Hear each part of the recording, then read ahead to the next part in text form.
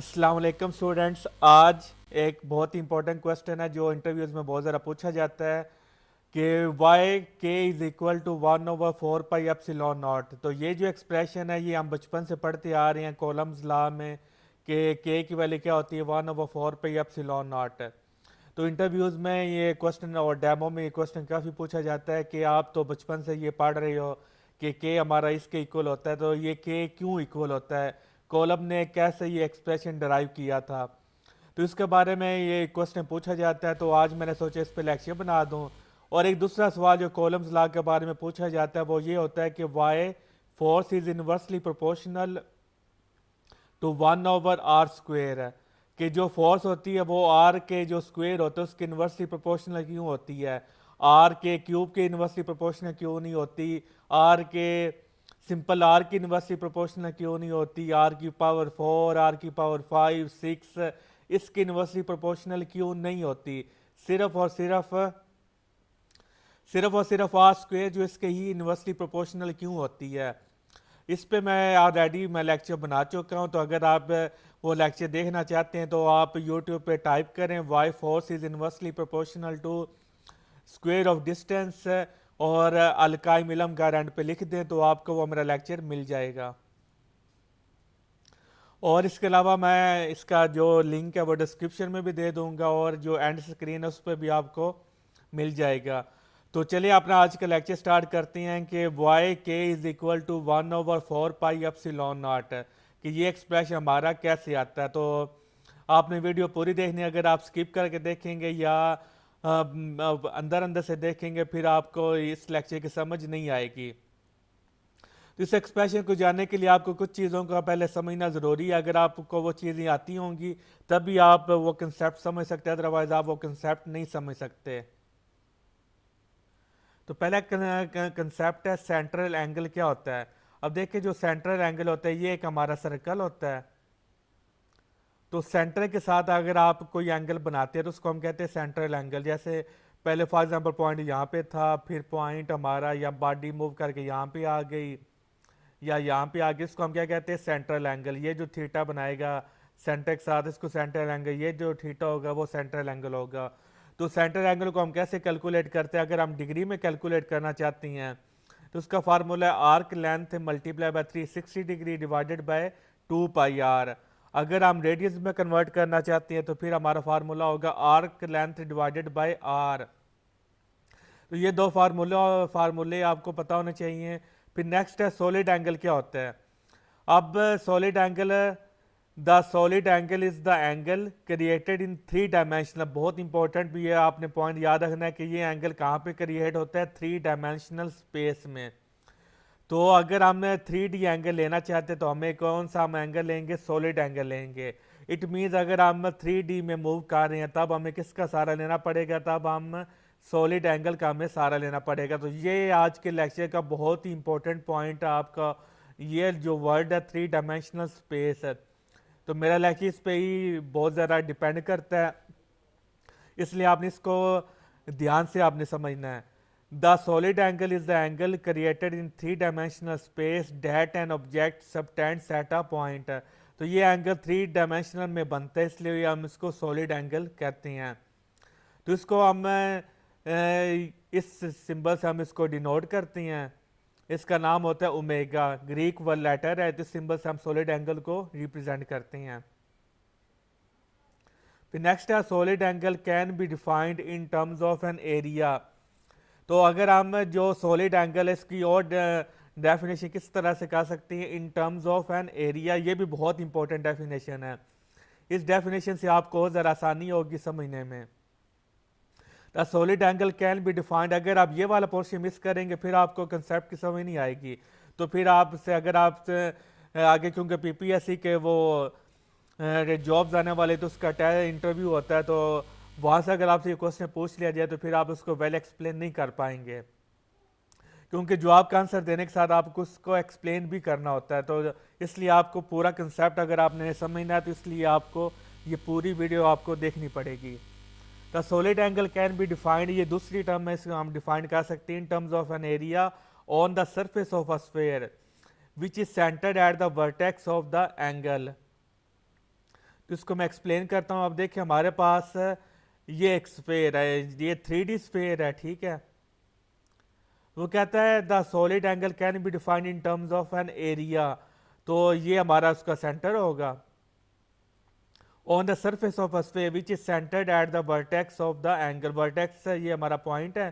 तो अगर for example point पहले यहाँ पर है, फिर पॉइंट यहाँ पे, वो बॉडी यहाँ पे चली गई, इसमें इसने कितना एरिया कवर किया है, यहाँ से लेकर इतने तक, ये जो एरिया ये बॉडी ने क्या किया, कवर किया है। तो हमने सॉलिड एंगल को इन टर्म्स ऑफ एरिया भी एक्सप्लेन कर सकते हैं।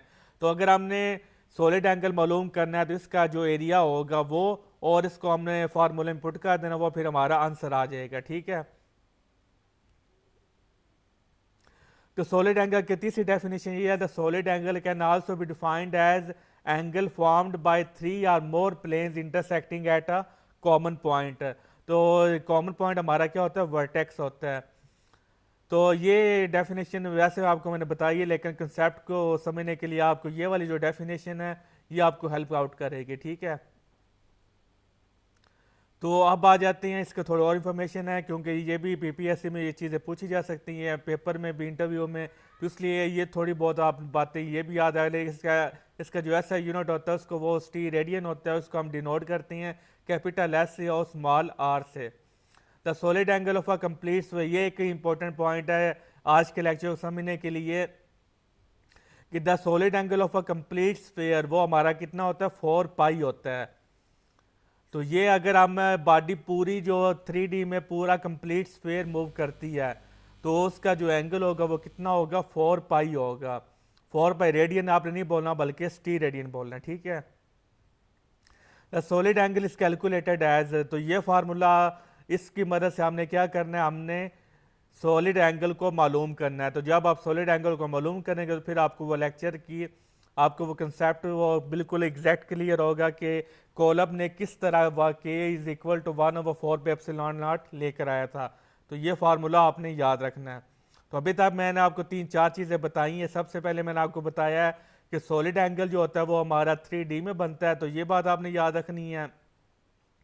फिर मैंने बताया कि बॉडी जो है 3D स्फीयर में कितना मूव करती है, उसके एरिया को आपने क्या कर देना, आर स्क्वायर पे डिवाइड कर देना है, तो वो हमारे पास एंगल आ जाएगा। तीसरी बात यह है कि जो जब बॉडी कंप्लीटली स्फीयर में मूव कर दी तब उसका एंगल कितना होता है, 4 पाई होता है। चौथी बात कि ये फार्मूला है। तो ये 4 चीज़ें आपको याद होनी चाहिए, ठीक है। इसलिए मैंने आपको आपको इस पे टाइम लिया ताकि आपको ये चीज़ें कब समझ होगी तब आपको कंसेप्ट समझ आएगा। अब एप्लीकेशंस ऑफ सॉलिड एंगल, तो थोड़ा सा इंतज़ार कर लें, अभी आपको वो पॉइंट मिल जाएगा। तो सबसे पहले हमने साथ साथ वो चीज़ों को भी कवर करना चाहिए ताकि कोई चीज़ इसमें मिस ना हो। तो एप्लीकेशन ऑफ सॉलिड एंगल क्या होता है ये भी आपसे पूछा जा सकता है। जब आप सॉलिड एंगल का नाम लेंगे इंटरव्यू में तब से वो काउंटर क्वेश्चनिंग आगे से वो शुरू हो जाती है। तो वो फिर आपसे पूछेंगे सॉलिड एंगल कहाँ पे यूज़ किया जाता है। तो जो है ना एप्लीकेशंस, इंटरव्यू में एप्लीकेशन बहुत ज़्यादा पूछी जाती हैं। वो कंसेप्ट नहीं पूछते बल्कि कंसेप्ट की जो एप्लीकेशन है वो बहुत ज़्यादा पूछते हैं, क्योंकि जो पीपीएससी का जो टेस्ट इंटरव्यू ले रहे होते हैं वो गवर्नमेंट टीचर्स होते हैं, वो एक्सपीरियंस टीचर होते हैं। और जो गवर्नमेंट जो टीचर्स की जो अप्रोच होती है वो ये होती है कि आपको कंसेप्ट को आप बुक्स वगैरह में पढ़ लेते हैं तो वो उनको मैटर नहीं करता। वो कहते हैं जो कंसेप्ट की जो एप्लीकेशन है वो आपको कितनी आती है, इस चीज़ पे वो बहुत ज़्यादा फोकस करते हैं। तो इसलिए जब आप सॉलिड एंगल का नाम लेंगे तो वो आपसे लाजमी पूछेंगे कि भाई सॉलिड एंगल की एप्लीकेशन के ये कहाँ कहाँ इस्तेमाल होती है। It include the definition of luminous and luminous intensity, तो ये यहाँ पे भी यूज़ होता है। डेरिवेशन ऑफ गाउस लॉ में भी यूज़ होता है, कॉलम ने भी इसको यूज़ किया था। तो ये यहाँ पे ये चीज़ें सॉलिड एंगल यूज़ होती हैं। It is also use in mathematical modelling in boundary element, जो एमएमपी अभी रिसेंटली पढ़ी हुई है या जो पढ़ रही हैं या जिनको याद हो तो वो जानते हैं कि मैथमेटिकल मॉडलिंग हम करते हैं, उसमें भी ये यूज़ होती है 3D एंगल, सॉलिड एंगल। तो मेथड टू कैलकुलेट पोटेंशियल, तो ये पोटेंशियल को कैलकुलेट करने के लिए इस्तेमाल होता है। Solid angles are necessary to identify the size of ligands in metal complexes, जो केमिस्ट्री के स्टूडेंट्स उनको पता है मेटल कम्प्लेक्स क्या होता है और उसमें जो लिगेंड्स हैं उनको आइडेंटिफाई करने के लिए इस्तेमाल होता है। अभी हमारा केमिस्ट्री का लेक्चर नहीं है तो इसलिए हम इसकी डिटेल में नहीं जाएंगे। It is also use to calculate the strength of electric and magnetic field for a given charge distribution, इसके लिए भी यूज़ होता है। तो अब आपका आज का लेक्चर का मेन पॉइंट शुरू हो गया। अब ये हमारे पास दो स्फीयर हैं, ये पॉजिटिव चार्ज है और ये पॉजिटिव चार्ज है। चूंकि आप जानते हैं कॉलम्स लॉ जो वो पॉइंट चार्जेस के लिए वो एप्लीकेबल होता है। तो पॉइंट चार्जेस जो होती हैं उस पर अगर आप चाहते हैं कि मैं वीडियो बना दूँ, आप मुझे सजेशन में बता सकती हैं, आप मुझे व्हाट्सएप नंबर पे भी बता सकते हैं। तो उस पर भी आपको कंप्लीट कंसेप्ट आपको मैं दूंगा कि पॉइंट चार्जेस क्या होते हैं, क्योंकि इस पर भी बहुत ज़्यादा मिसकंसेप्ट लोगों में पाया जाता है। तो वैसे तो ये कॉलम ला पॉइंट चार्जेस के लिए एप्लीकेबल है। पॉइंट चार्ज तो बहुत छोटे चार्जेस होते हैं, लेकिन समझाने के लिए भी ज़ाहिर है मैंने चार्जेस को आप यूँ समझ लिया, मैंने जूम कर दिया है। तो एक हमारे पास पॉइंट चार्ज ये है और एक हमारे पास पॉइंट चार्ज ये है। तो दोनों पॉजिटिव चार्ज है, ये भी पॉजिटिव चार्ज है और ये भी पॉजिटिव चार्ज है। इसकी इलेक्ट्रिक लाइंस ऑफ फोर्स ऐसे जा रही हैं, ऐसे जा रही हैं, ठीक है, और इसकी ऐसे जा रही हैं। अब देखें जो चार्ज है उसकी जो इलेक्ट्रिक फील्ड लाइंस है वो 3D मूव करती हैं, 3D से वो सेपरेट आउट होती हैं। ये नहीं होता कि कोई भी चार्ज होता है वो सिर्फ 2D में उसकी इलेक्ट्रिक फील्ड ऑफ लाइंस है वो सेपरेट आउट करती नहीं, बल्कि जो भी चार्ज होता है उसकी जो इलेक्ट्रिक फील्ड ऑफ लाइंस है वो हर जगह सेपरेट आउट करती हैं। तो यानी कि एक हमारे पास अगर चार्ज पड़ा है तो हमने, आप देखो मैंने क्यों 3D एंगल का यूज़ किया है, मैंने क्यों आपको बोला कि ये सॉलिड एंगल हमने यूज़ करना है, क्योंकि जो इलेक्ट्रिक फील्ड ऑफ लाइंस है पॉइंट चार्ज के वो 3D सेपरेट आउट करती हैं। जो भी आपके पास चार्ज होगा, अगर आपके पास ये चार्ज है तो इसकी इलेक्ट्रिक फील्ड लाइंस ऊपर भी जाएंगी, नीचे भी जाएंगी, दाएं बाएं हर तरफ ये क्या करेंगी, हर तरफ ये सेपरेट आउट होंगी, हर तरफ ये निकलेंगी। तो ये नहीं होगा कि ये कुछ हिस्से में निकले कुछ हिस्से में ना जाए, जहाँ पे आपने रखा है उस पूरे जो एरिया उसको क्या कर लेंगे, ये वो कवर अप कर लेंगे। तो इसलिए हमने क्या यूज़ करना है यहाँ पर 3D एंगल यूज़ करना, हमने 2D एंगल यूज़ नहीं करना, क्योंकि जो चार्ज होता है उसकी जो इलेक्ट्रिक फील्ड ऑफ लाइंस होती हैं वो 3D मूव कर सेपरेट आउट होती हैं, 3 डायमेंशनल में वो सेपरेट आउट होती हैं।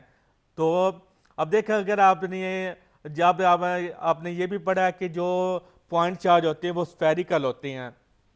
जैसे आप ये डॉट ले लें तो ये क्या, ये तो आ रहा है इस तरह, ये दे लें, ये सही तरह ये तो रेक्टेंगल बन रहा है, लेकिन क्योंकि वो लैपटॉप की इशू की वजह से वैसे जो पॉइंट होता है वो हमारा क्या होता है, वो हमारा स्फेरिकल होता है, स्फीयर होता है। तो अब देखें जो स्फेरिकल जो हमारे पास चार्ज होता है उसकी जो इलेक्ट्रिक फील्ड लाइंस ऐसे ही सेपरेट आउट होती हैं। तो अगर आप इन सब को पॉइंट्स को मिलाया जाए तो फिर आप देख सकते हैं ये क्या बनता है, ये एक स्फीयर नहीं बन रहा, ऐसे अगर आप मिलाए जाएं तो इस तरह ये एक स्फीयर बन रहा है, क्योंकि जो इलेक्ट्रिक लाइंस ऑफ फोर्स है बुक में तो अब 2D नज़र आ रहा है, इन रियलिटी ये 3D होता है। तो अब देखें क्योंकि ये 3D स्पेस में ये सेपरेट आउट की हैं तो हमने इनको मिलाया, तो जो हमारे पास स्फीयर बनेगा वो भी ज़ाहिर है वो भी 3D स्फीयर बनेगा, 2D स्फीयर हमारा नहीं बनेगा। तो ये हमारा 3D स्फीयर बन गया। तो अब इसका टोटल एंगल कितना हो गया वो हम कैलकुलेट करते हैं। मैंने आपको बताया था कि बॉडी कंप्लीटली मूव करती है। अब देखिए ये कंप्लीट स्फीयर बन रहा है, तो यानी कि यहाँ पर एंगल कितना होगा, 4 पाई होगा। तो कॉलम लॉ में पहली जो चीज़ हमारी 4 पाई ये हमारे पास आ गई। कॉलम जब स्टडी कर रहा था उसने देखा कि एक चार्ज है, उसकी इलेक्ट्रिक फील्ड लाइंस 3D में मूव कर रही हैं, सेपरेट आउट कर रही हैं। जब उसने सभी पॉइंट्स को मिलाया तो वो हमारे पास स्फीयर बन गया, क्योंकि इलेक्ट्रिक फील्ड लाइंस 3D में सेपरेट आउट हो रही थी, तो उनको मिलाने से जो स्फीयर बनेगा वो भी हमारे पास 3D स्फीयर बनेगा। अब देखिए ये जो गैप नज़र आ रहा है इसका मतलब ये नहीं है कि यहाँ पर इलेक्ट्रिक फील्ड लाइंस नहीं है, हर जगह इलेक्ट्रिक फील्ड लाइंस हैं। तो ये आपने मिसकंसेप्ट नहीं लेना कि जहाँ पे ये गैप है यहाँ पे इलेक्ट्रिक फील्ड लाइंस नहीं निकल, यहाँ पर भी इलेक्ट्रिक फील्ड लाइंस निकल रही हैं। तो वो ड्रा करना वो मतलब है बहुत ही टफ काम है, तो ये एक किस्म की इम्पॉसिबल है, तो इसलिए मैंने वो ड्रा नहीं की। इन रियलिटी ये सारी इलेक्ट्रिक फील्ड लाइंस ये पास आउट कर रही, कोई भी खाली जगह नहीं होती, क्योंकि चार्ज ये जैसे जैसे ये दूर चली जाती हैं तब इंक्रीमेंट डिस्टेंस आता है। जैसे जैसे ये चार्ज की जितने पास होती है, यहाँ पर जो आपको गैप नज़र आ रहा है ये आपको गैप नज़र नहीं आएंगे क्योंकि ये चार्ज के पास हैं। तो आप जानते हैं कि इनके दरमियान जो डिस्टेंस होता है वो अगर कम और इसका मतलब वहाँ पर इलेक्ट्रिक फील्ड स्ट्रॉन्ग है, क्योंकि ये चार्ज के पास वाला एरिया, तो यहाँ पर चाहे इलेक्ट्रिक फील्ड क्या है वो स्ट्रॉन्ग है। तो जैसे जैसे इलेक्ट्रिक फील्ड ये दूर होती चली जाएगी तब इनके दरमियान ये जो डिस्टेंस है तब ये क्रिएट होता चला जाएगा। यहाँ पे जो डिस्टेंस है वो क्रिएट नहीं होगा। जैसे जैसे इलेक्ट्रिक फील्ड लाइंस इस पॉइंट चार्ज से दूर होती चली जाएगी तब क्या करेगा ये जो इलेक्ट्रिक फील्ड लाइंस के दरमियान जो डिस्टेंस है वो बहुत ज़्यादा होता चला जाएगा। अगर हम इसको इनफाइनाइट वे में पहुँचाएँ तो तब हमारा जो डिस्टेंस है वो बहुत ही ज़्यादा हो जाएगा। ठीक हो गया। तो ये दो चीज़ें भी आपने क्लियर कर लेनी है। तो हमारे पास इसमें एक्सप्रेशन में से 4 पाई आ गया। अब देखें अब ये 4 पाई डिनोमिनेटर के ऊपर क्यों नहीं आया, डिनोमिनेटर के नीचे ही क्यों आया। अब देखें जब कॉलम ने दो चार्जेस को आपस में रखा, क्योंकि दो चार्जेस मान फोर्स को स्टडी कर रहा था, तो उसने देखा जो चार्ज या जब दोनों पॉइंट चार्जेस को करीब दो पॉइंट चार्जेस होती हैं, अगर सिमिलर चार्जेस हो तो वो क्या करती हैं स्ट्रेट लाइन में बॉडी को रिपेल करती हैं, और अगर अपोजिटली चार्ज हो तो स्ट्रेट लाइन में क्या करती हैं अट्रैक्ट करती हैं। अब देखिए इलेक्ट्रिक फील्ड लाइंस तो इस डायरेक्शन में भी जा रही हैं, इस डायरेक्शन में भी जा रही हैं, इस डायरेक्शन में भी जा रही हैं, तो चार्ज को चाहिए था ऐसे मूव कर ले, चार्ज को चाहिए ऐसे मूव कर ले, ऊपर मूव कर ले, ऐसे मूव करे, क्योंकि जो इलेक्ट्रिक फील्ड लाइंस है वो तो हर डायरेक्शन में सेपरेट आउट हुई हुई हैं। लेकिन हम देखते हैं कि इलेक्ट्रिक फील्ड लाइन सिर्फ और सिर्फ इस डायरेक्शन में जो चार्ज होता है वो मूव करता है, और किसी डायरेक्शन में वो चार्ज मूव नहीं करता। और यहाँ पे आप देख लें एक ही इलेक्ट्रिक फील्ड लाइन यहाँ पर आपको इम्पैक्ट डालती हुई नजर आ रही है, बाकी electric field lines point charges के केस में इम्पैक्ट डाल नहीं रही। गो कि ये निकल तो रही है, लेकिन पॉइंट चार्जेस के केस में सिर्फ और सिर्फ ये वाली जो इलेक्ट्रिक फील्ड लाइन है ये एक इम्पैक्ट क्रिएट करती है। बाकी ये जो इलेक्ट्रिक फील्ड लाइन ये वाली ये इम्पैक्ट क्रिएट ये इम्पैक्ट क्रिएट नहीं करते, क्योंकि ये इम्पैक्ट क्रिएट करती होती तो चार्ज इस डायरेक्शन में भी मूव कर सकता था, चार्ज इस डायरेक्शन में भी मूव कर सकता था। चूंकि ये इम्पैक्ट क्रिएट नहीं करती, सिर्फ और सिर्फ ये वाली इम्पैक्ट क्रिएट करती है, और इसी डायरेक्शन में क्या करता है चार्ज मूव करता है। इसलिए हमने कॉलम लॉ ने जो फोर्स का नाम दिया था उसने सेंट्रल फोर्स का नाम दिया था, क्योंकि बॉडी क्या करती है अलोंग द स्ट्रेट लाइन जो वो बॉडी मूव करती है। तो अब देखें एक आपको ये कंसेप्ट समझने के लिए आपको ये चीज़ें थोड़े सा आपको समझना ज़रूरी है। अब देखिए ये हमारे पास फॉर एग्जाम्पल ये रेक्टेंगल है, ठीक है। तो ये जो हमारे पास रेक्टेंगल है मैं आपको कहता हूँ इसको 5 हिस्सों में डिवाइड कर दे, 1 2 3 4 5 6 हिस्सों में डिवाइड कर दो। तो अब मैंने आपको बोला कि इसके 6 हिस्सों में डिवाइड कर दो, मुझे इसके 2 पार्ट्स ले लो। तो आप क्या करोगे, आपको लिखोगे 2/6, आप वो क्या करेंगे वो पार्ट आप ले लेंगे, यानी कि टोटल 6 पार्ट्स हैं। और आपने कितने पार्ट्स मैंने आपको बोला, मैंने कहा इसका 2/6 मुझे वो बताओ। तो आप क्या करोगे 2 लिखोगे, उसको डिवाइड कर दोगे 6 पे, तो हमारा आंसर क्या आ जाएगा 1/3 या 2/6। तो यानी कि ये हमारा 1/3 पार्ट होगा या 2/6 पार्ट होगा। अगर मैं आपको बोलता हूँ इसका हाफ लो, तो आप क्या करोगे, आप इसका हाफ कितना बनेगा 3, क्योंकि टोटल 6 वो पार्ट्स है, तो आप इस तरह कर लोगे, आप बोलोगे 3/6। तो यानी कि अगर मैं आपसे बोलूं इसके 4 पार्ट्स लो, तो फिर आप क्या करोगे 4 डिवाइडेड बाय 6 आप ले लोगे। अगर मैं आपको बोलूं नहीं 5 इसके 5 हिस्से लो, तो फिर आप क्या करोगे 5/6 आप लोगे। तो यानी कि अब देख लें सारे केसेस में जो टोटल पार्ट्स होती हैं वो हमारा नीचे आ रहा है, ठीक है, डिनोमिनेटर में, क्योंकि टोटल पार्ट 6 है। अगर टोटल पार्ट्स 8 होते तो फिर आपने 8 लिखना था, अगर टोटल पार्ट्स 10 होते फिर आपने 10 लिखना था, अगर टोटल पार्ट्स 100 होते तो आपने 100 लिखना था, अगर टोटल पार्ट्स 4 पाई होते तो फिर आपने क्या लिखना था 4 पाई लिखना था। अब लेट्स सपोज हमारे पास जो टोटल पार्ट्स है वो हमारे पास 4 पाई हैं, ठीक है, तो फिर हमारे पास डिनोमिनेटर में 4 पाई आएगा। अब देखिए क्योंकि बॉडी क्योंकि इलेक्ट्रिक फील्ड लाइन 3D में कंप्लीट स्फीयर बनाती है, 3D स्फीयर बनाती है, 3D का एंगल कितना होता है 4 पाई होता है, तो ये हमने नीचे लिख दिया 4 पाई, ठीक हो गया। अब ये ऊपर 1 क्यों आता है, क्योंकि मैंने आप यहाँ पर देखो कितना पार्ट लिया था, मैंने अगर 2 पार्ट्स लें तो मैंने मैं ऊपर 2 लिख दिया, अगर 3 पार्ट्स ले मैंने 3 लिख दिया, मैंने 5 पार्ट्स ले मैंने 5 लिख दिया, 4 ले तो मैंने 4 लिख दिया। अगर मैं 1 पार्ट लूँ तो मैंने क्या करना था 1 लिख देना था और नीचे डिवाइड कर देना था टोटल पार्ट से। इसी तरह ये वन क्यों आया, क्योंकि ये इलेक्ट्रिक फील्ड लाइंस एक ही हमने इसमें से सिलेक्ट की है। जैसे ये रेक्टेंगल, इसमें मैंने आपसे बोला था एक पार्ट सिलेक्ट करो, तो आपने क्या किया 1/6 लिख दिया। मैंने बोला 2 पार्ट सिलेक्ट करो, आपने 2/6 लिख दिया। मैंने बोला 3 पार्ट सिलेक्ट करो, आपने 3/6 लिख दिया।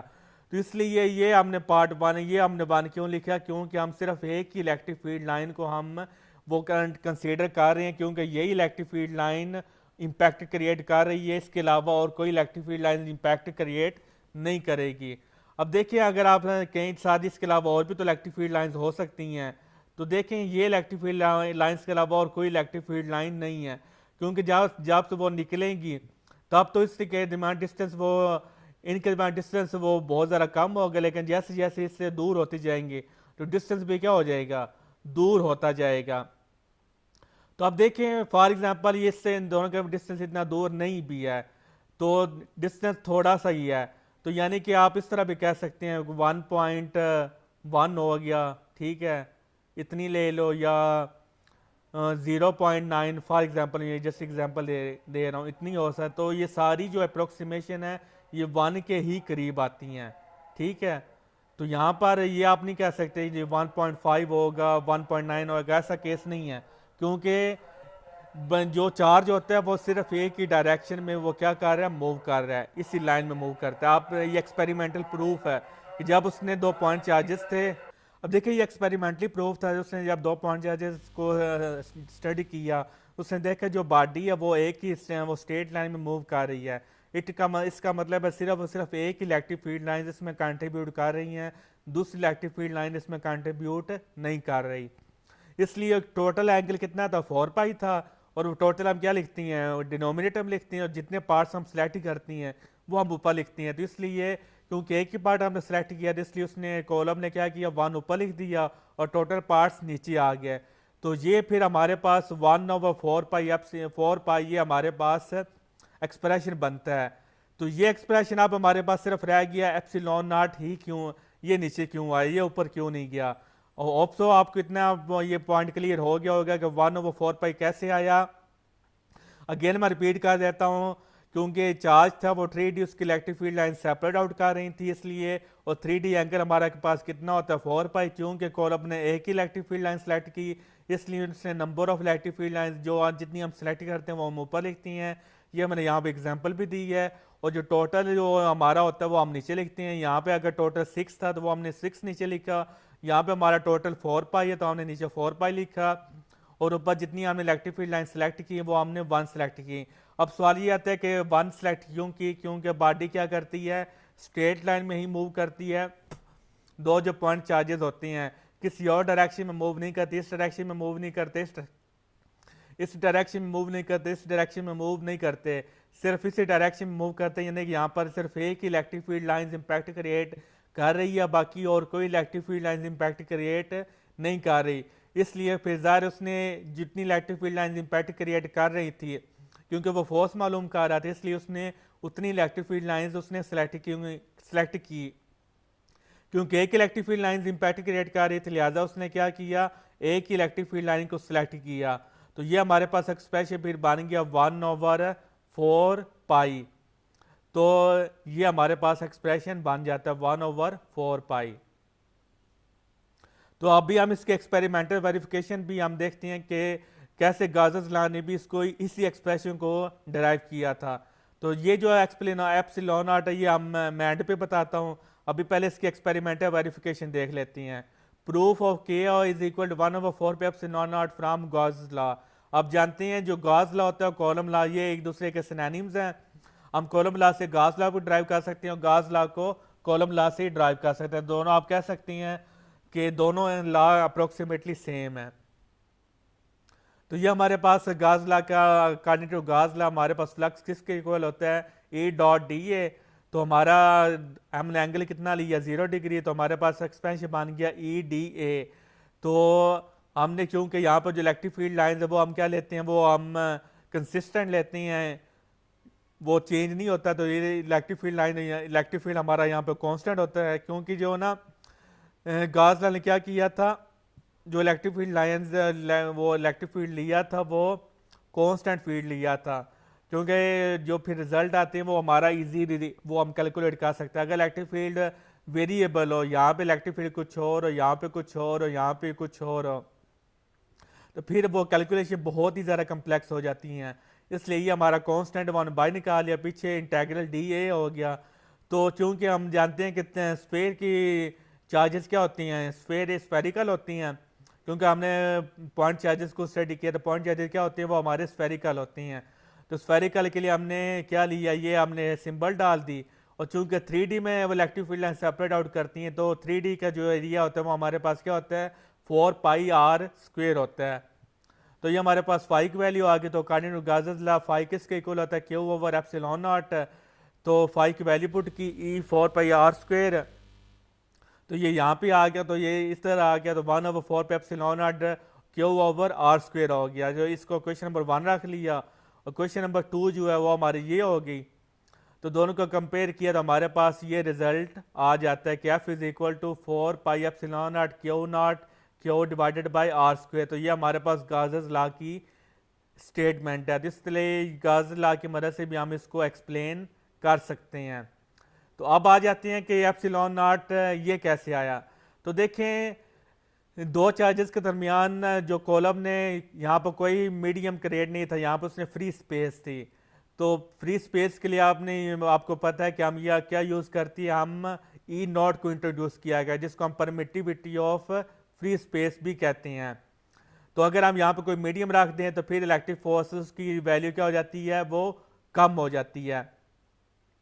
तो इसलिए फिर इस चीज़ को ये एक्सपेरिमेंटली प्रूव है। तो अगर आप ये भी जानना चाहते हैं कि E0 आया कहाँ से, तो उस पर मैं लेक्चर बना दूंगा। फिलहाल E0 जो है ये एक्सपेरिमेंटली प्रूव्ड वैल्यू है। इसकी वैल्यू कितनी होती है, 8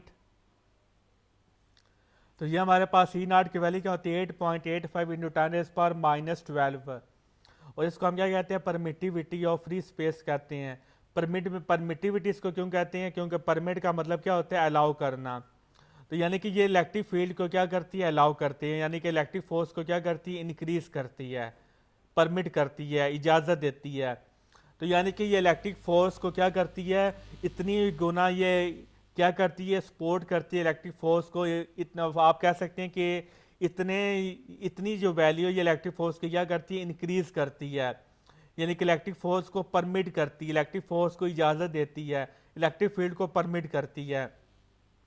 क्योंकि ये जो वैल्यू ये इलेक्ट्रिक फील्ड को इंक्रीज कर रही है, तो इलेक्ट्रिक फील्ड को इंक्रीज कर रही है, इसका मतलब है इलेक्ट्रिक फोर्स को भी इंक्रीज कर रही है।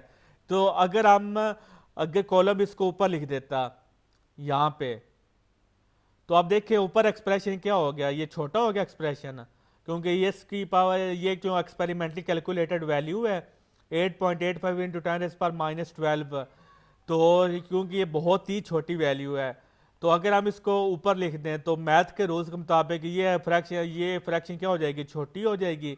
तो ये जब छोटी हो जाएगी इसका मतलब है जो हमारी फोर्स है वो भी क्या हो जाएगी, छोटी हो जाएगी। लेकिन इन रियलिटी ये फोर्स को छोटा नहीं करता बल्कि इन फोर्स को इंक्रीज करता है।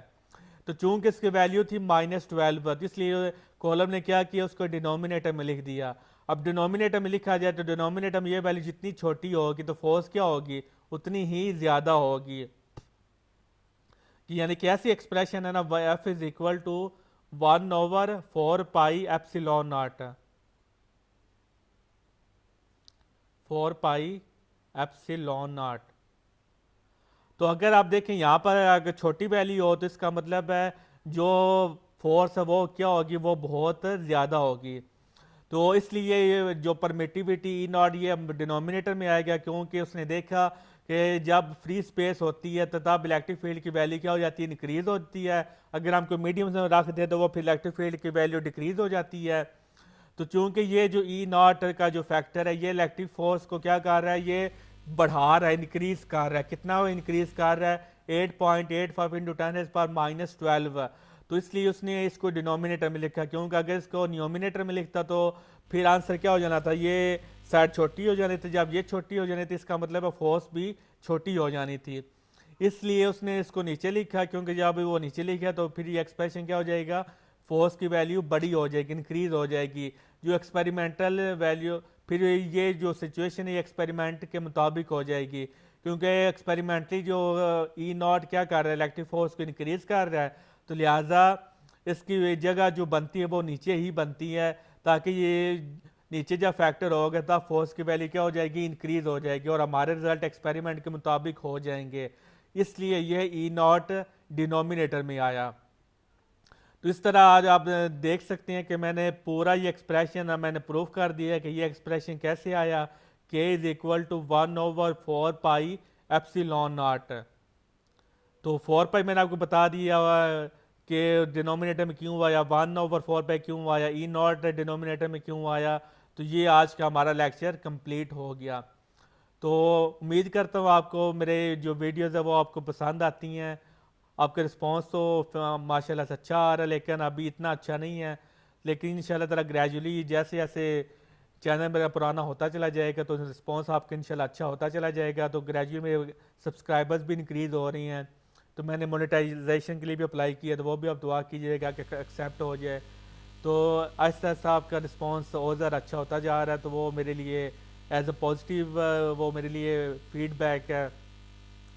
तो अगर आपको कोई लेक्चर है, वो आपको कोई टॉपिक में मुश्किल है, तो वो आप मुझसे कमेंट सेक्शन में मुझे व्हाट्सएप पे बता सकते हैं कि सर हमें ये इस लेक्चर में प्रॉब्लम आ रही है, तो उस पर आप लेक्चर बना दें। तो हमने कॉलम ला भाई जो दो बहुत ही फेमस क्वेश्चन है कि why force is inversely proportional to square of distance, और why K is equal to 1/4 pi epsilon naught. तो ये जो दो एक्सप्रेशन है, ये दो क्वेश्चन ये बहुत ज़्यादा पूछे जाते हैं। तो इसलिए मैंने सोचा इस पे मैं वीडियोज़ ही बना देता हूँ ताकि आपका भला हो जाए। तो आप मुझे अप्रिशिएट कर सकती हैं चैनल को सब्सक्राइब करके, अपने दोस्तों से मेरी वीडियोस को शेयर करके, वीडियोस को लाइक करके। तो अपनी जो सजेशन है वो मुझे कमेंट सेक्शन में आपको आप बता सकती हैं। अब देखिए ये जो क्वेश्चन है, ये मेरा एक दोस्त है, वो पंजाब कॉलेज का जो मेन कैंपस लाहौर है वहाँ पे वो इंटरव्यू देने गया था, जस्ट ट्राई आउट करने के लिए कि यहाँ पे भी मैं ट्राई कर लेता हूँ। तो वहाँ पे जो टीचर्स का पैनल था वो काफ़ी एक्सपीरियंस था। तो उसने ये क्वेश्चन पूछा था कि के is equal to 1/4 pi epsilon not क्यों होता है। तो फिर उसने मेरे से ये क्वेश्चन पूछा, तो फिर मैंने इस पर रिसर्च की, तो फिर मैंने ये आपको फिर लेक्चर बना दिया। तो यानी कि ये क्वेश्चन आपसे इंटरव्यूज़ में बहुत ज़्यादा पूछा जाएगा, तो इसलिए इस वीडियो को आपने पूरा देखना है। तो मिलती है नेक्स्ट लेक्चर में, तब तक अपना ख्याल रखिएगा। अल्लाह हाफिज़।